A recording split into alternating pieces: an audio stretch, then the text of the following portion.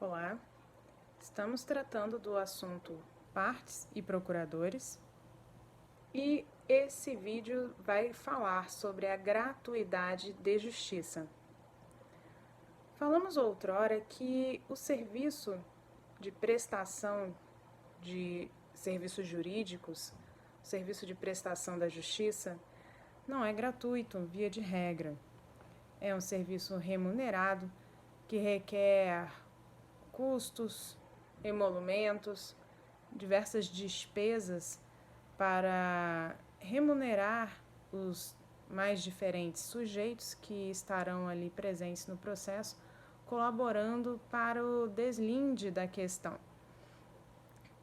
É assim que, via de regra, é necessário o preparo para o recurso, o recolhimento de custas para o protocolo da petição inicial e a remuneração de cada ato feito em cartório, seja judicial, seja extrajudicial.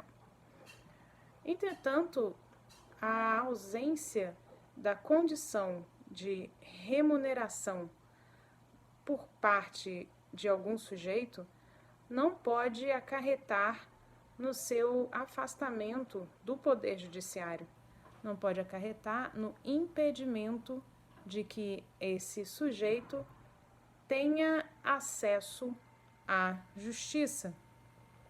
Com base nesse entendimento é que surge o Instituto da Gratuidade de Justiça. É um instituto com sede constitucional que tem por objetivo tratar isonomicamente, de forma substancial, os desiguais de forma desigual. É assim que uma pessoa que é considerada hipossuficiente, ela terá o direito ao acesso à prestação do serviço jurídico pela via do Instituto da Gratuidade. Vejamos, portanto, como essa forma de prestação de serviço funciona.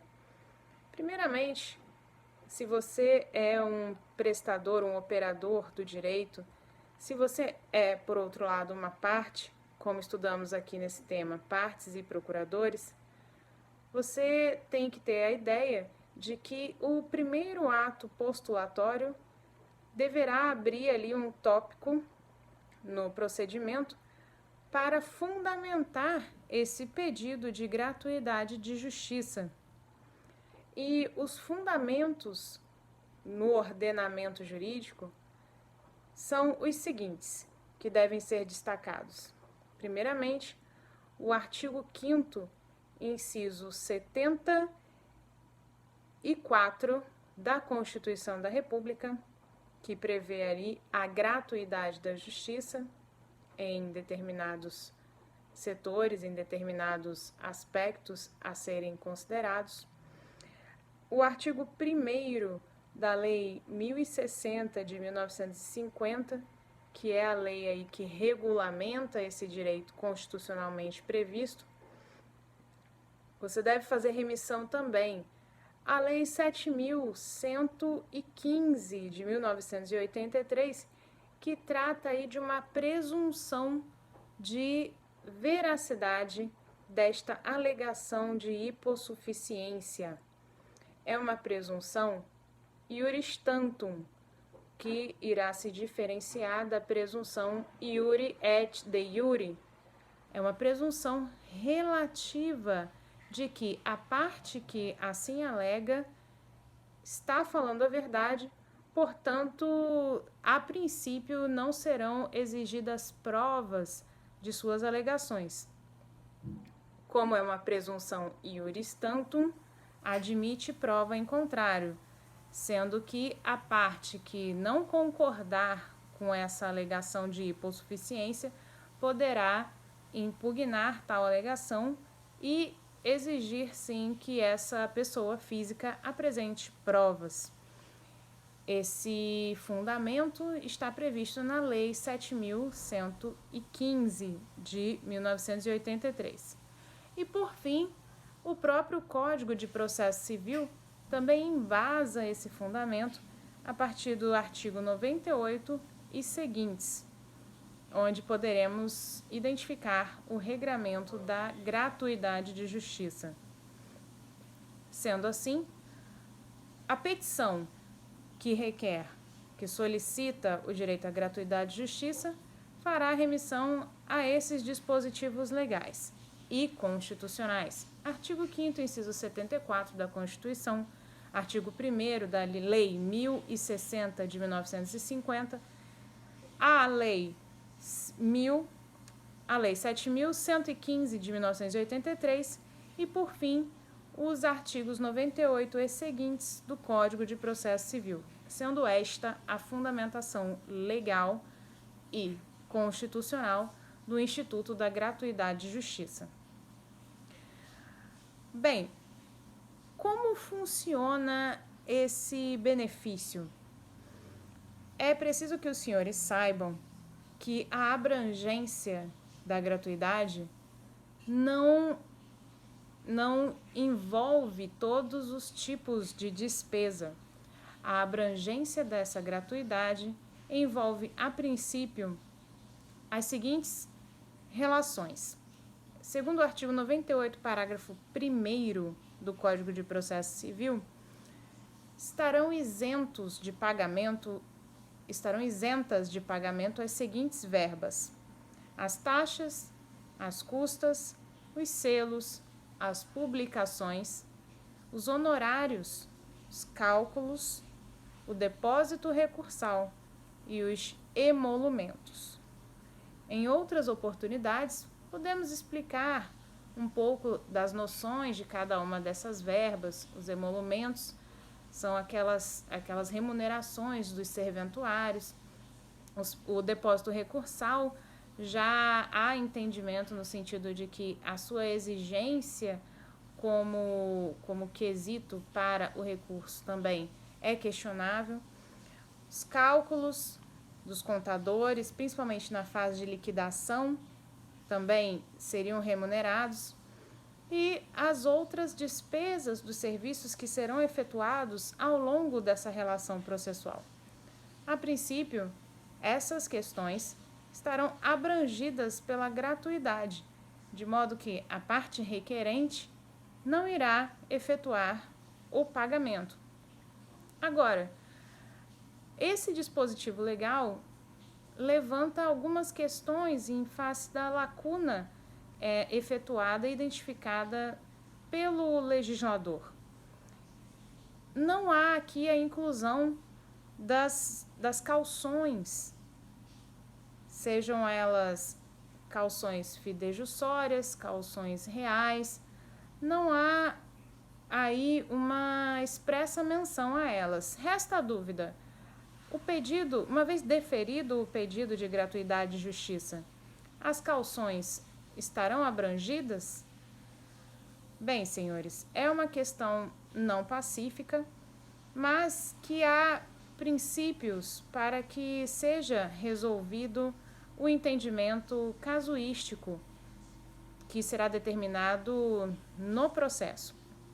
Primeiramente, a natureza da caução é justamente evitar um prejuízo para aquela parte que irá despender do seu patrimônio ao longo daquela relação processual. É assim que há hipóteses legais em que a caução já é excluída do âmbito de abrangência da gratuidade de justiça. Vejamos, a caução deve ser aplicada nos termos do artigo 520, inciso 4, que trata da caução para cumprimento provisório de decisão. Os senhores verão mais à frente que estamos sob a égide de um processo sincrético, onde há uma fase de conhecimento e uma fase de execução. A natureza da fase de conhecimento, como o próprio nome já diz, é cognitiva. Portanto, é uma fase onde estão discutidos aí a titularidade do direito, a natureza da relação jurídica, e tudo isso se exaure ou se procura exaurir na fase de cognição. Na fase de execução, a preocupação já é outra, muito embora dentro do processo comum, a fase de execução tem o foco na satisfação do direito determinado em sentença. Ocorre que essa fase de execução dentro do processo comum chama-se fase de execução com o nome cumprimento de sentença. E esse cumprimento, ele pode ser provisório ou pode ser um cumprimento definitivo, a depender do trânsito em julgado. Uma vez que a parte não interponha recurso, essa sentença transita em julgado e não há que se falar em cumprimento provisório. Entretanto, pode ser que o recurso seja recebido apenas em seu efeito devolutivo e não no efeito suspensivo do processo. Ocorre que nessa hipótese é permitido que haja o cumprimento provisório da sentença. Senhores, nesse caso, o executado, nessa fase de o réu, uma vez que estamos falando de um processo comum e não de um processo de execução, o réu estará respondendo o seu patrimônio estará respondendo em face de um título ainda não transitado em julgado, ou seja, pode haver modificação do estado de fato. É preciso, portanto, que o autor, ao levantar essa quantia, ao fazer uso desse bem já na fase de cumprimento de sentença, ele preste um calção que venha a resguardar eventuais efeitos contrários, um provimento do recurso deste réu. Portanto, ainda que este autor ele seja detentor do direito de gratuidade de justiça, nessa hipótese ele não fará jus ao não pagamento do calção. A calção deverá ser paga no cumprimento provisório da sentença. O mesmo raciocínio, sem grandes dificuldades, pode ser aplicado para as tutelas provisórias, sejam elas de natureza de evidência, sejam tutelas provisórias de urgência. Da mesma forma, não há um provimento definitivo, é possível que haja alteração na compreensão do tribunal e reversão da decisão que está sendo executada. Portanto, a caução deve ser prestada, ainda que a parte faça jus ao direito da gratuidade de justiça.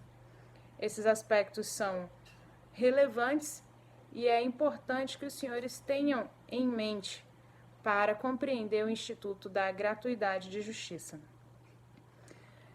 Para finalizar, outros importantes pontos, podemos destacar a preocupação que o Código traz com o contraditório.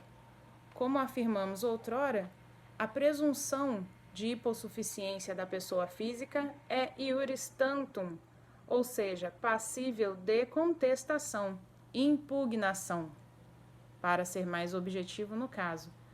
Uma vez que haja impugnação e este requerente seja requisitado a apresentar provas que demonstrem sua hipossuficiência, ele terá que ter oportunidade de apresentar tais provas em juízo e demonstrar ali sim a razão do seu pedido de gratuidade de justiça com base no artigo 99, parágrafo 2º do Código de Processo Civil.